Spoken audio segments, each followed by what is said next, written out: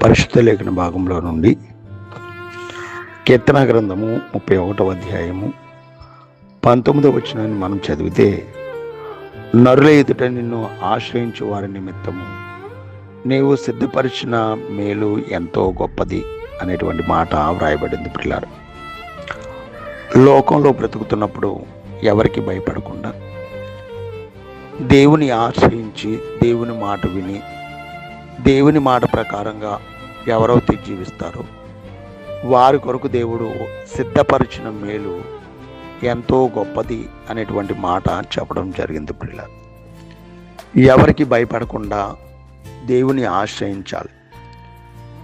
ప్రియులారా, బైబిల్ గ్రంథంలో షడ్రకు, మేషకు, అబేద్నెగోలు ఉన్నారు.